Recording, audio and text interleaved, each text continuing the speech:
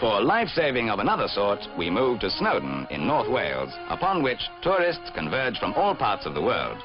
Some to feast their eyes on its splendor from a safe distance, others to climb. This is called the home of British mountaineering. Snowdon itself, 3,650 feet, and 13 other peaks over 3,000 feet within a small radius of this spot. But, as you can see, the breathtaking loveliness of these mountains can be treacherous to anyone but the most experienced. Now let's watch a typical rescue operation.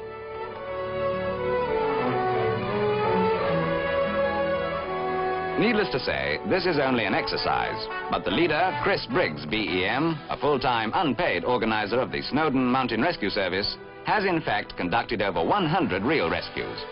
The minimum number of climbers needed to manhandle a stretcher and other tackle is 6, and Chris gets them, all volunteers, from whoever happens to be in the vicinity when he fires a distress signal.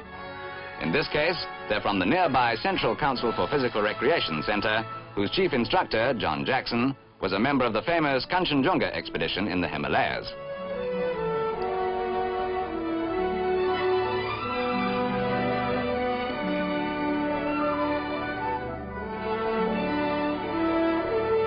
For the benefit of mountain lovers, this exercise is taking place on the Kapal Keurig pinnacles not far from Mr. Briggs's own hotel, from which the successful Everest team did their training. He himself has been climbing for 12 years, but in that comparatively short time has had more than his share of the hazards that make up the sport.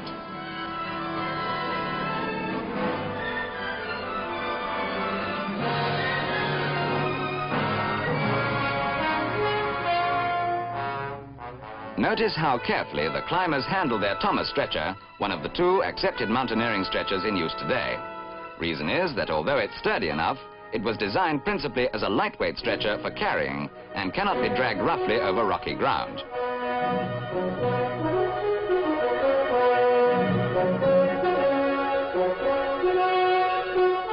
In the mountains, a man's best friend is his compass, and even on an exercise, the team relies on it absolutely. Inexperienced climbers, lost in a mist, for example, have been known to follow a mountain stream downhill, not knowing that it takes the shortest route, often over precipices. Anyway, to return, on this occasion, the team find their willing victim and treat her for a suspected fracture.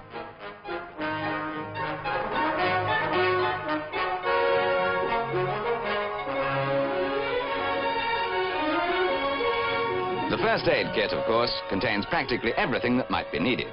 But as schoolteacher Shirley Hoskin was decent enough to volunteer for this chore, they cut out morphine injections and the like, and compromised by demonstrating the use of a Swedish splint. Mind you, for her, the worst is to come.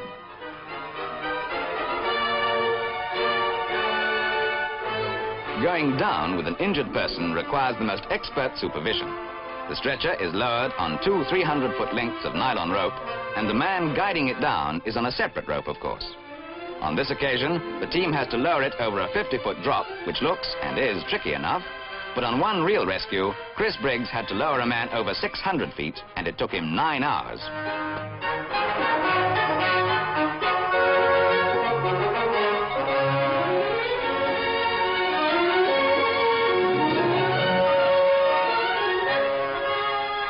For the technically minded, in mountaineering jargon, lowering on a rope is called abseiling, and playing the rope out around one's body is called body belaying.